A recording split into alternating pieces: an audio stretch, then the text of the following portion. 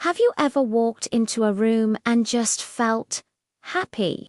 Like the colors, the furniture, the light all came together to create a perfect, welcoming vibe. Well, you can thank a woman named Elsie de Wolfe for that feeling. Before her, interior design wasn't really a thing. Homes, especially for the rich, were dark, cluttered, and honestly, a little gloomy. They were status symbols, not spaces for living. But Elsie changed everything. She wasn't just a decorator. She was a revolutionary who brought light, comfort, and personality into our homes. This is the story of America's first interior designer, the woman who literally invented the job. Elsie de Wolfe was born in New York City in 1859, a time when Victorian style was all the rage. Think heavy velvet curtains, dark wood, and rooms so packed with furniture and knickknacks you could barely move. It was a world of shadows and stuffiness. Elsie, even as a young girl, hated it. She famously recalled walking into the drawing room of her family home and bursting into tears because she found it so ugly. Her mother, trying to console her, said, "It's the best that money can buy." Elsie shot back, "It's in the worst possible taste." That moment right there was a preview of the woman she would become, a woman who trusted her own eye and was unafraid to say so. Her early life was privileged but not necessarily easy. She was presented at Queen Victoria's court, an experience she found utterly dull. She felt like an outsider, not quite fitting into the rigid expectations for women of her class. Society expected her to marry well and disappear into domestic life. But Elsie had other plans. She was fiercely independent and had a creative spark that couldn't be contained. She needed an outlet, a way to make her own mark on the world, and she found her first one in a very unexpected place, the stage. In the 1890s, Elsie became a professional actress. This was a bold move for a woman of her social standing. Acting wasn't considered a respectable profession, but Elsie needed the money, and more importantly, she loved the glamour and the chance to express herself. While she was never hailed as a great talent, she became famous for something else entirely, her incredible wardrobe. She had her costumes designed by the top fashion houses in Paris, and audiences flocked to see what Elsie de Wolfe would wear next.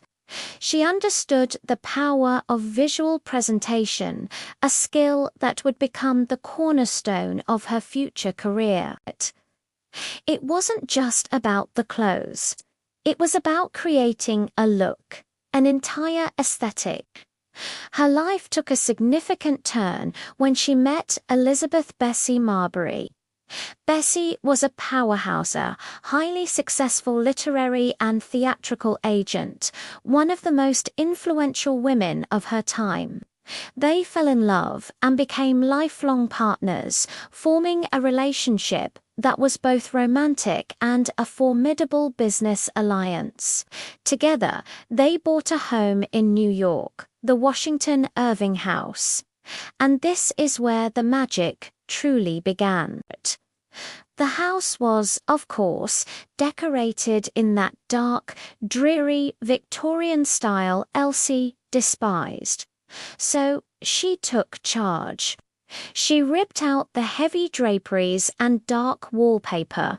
She painted the walls white and pale grey. She brought in furniture with clean lines, upholstered in light-colored chintz and floral fabrics. She hung mirrors to reflect light and make the spaces feel larger. She decluttered, getting rid of all the unnecessary junk and focusing on a few beautiful, well-chosen pieces. She filled the rooms with fresh flowers. The result was a revelation. It was bright, airy, and elegant. It felt fresh, modern, and most importantly, livable. Soon, their home became the talk of New York society. Their friends, all part of the city's wealthy elite, were captivated. They'd walk in and be stunned by how different and wonderful it felt compared to their own stuffy mansions. They started asking Elsie for advice. "Could you help me with my living room? What should I do with this dreadful parlor?" At first, she helped them for free, just for the love of it. But Bessie, ever the savvy business person, saw an opportunity. She told Elsie, "You have a talent people will pay for. You should turn this into a profession." And so, in 1905, at the age of 40, Elsie de Wolfe officially hung out her shingle as America's first professional interior decorator. It was a radical idea. Decorating was considered a housewife's duty, not a career. But Elsie had the perfect combination of social connections, impeccable taste, and unwavering confidence. Her first major commission was a game changer, decorating the Colony Club, New York's first exclusive social club for women. This wasn't just any project, it was a statement. The club was designed by the famous architect Stanford White, and Elsie was in charge of the entire interior. Instead of the dark leather and wood typical of men's clubs, she created something entirely new. She used trellis work on the walls to bring the feeling of a garden indoors. She designed a stunning indoor fountain. She chose wicker furniture, light pastel colors, and floral fabrics. The Colony Club was an instant sensation. It was chic, feminine, and utterly modern. It established Elsie de Wolfe as the go-to decorator for the wealthy and fashionable. Her career exploded. What made Elsie's style so revolutionary? It was a philosophy she summed up in her 1913 book, The House in Good Taste. Her mantra was suitability, simplicity, and proportion. She believed a home should reflect the personality of the people living in it. It should be a place of comfort and joy, not a museum. She championed the use of light colors, especially her signature Wolfe white. She introduced America to leopard print upholstery, yes. You can thank Elsie for that hand, the idea of mixing different styles and periods of furniture. She hated clutter and believed in creating open, airy spaces that were easy to live in. She wasn't just selling furniture.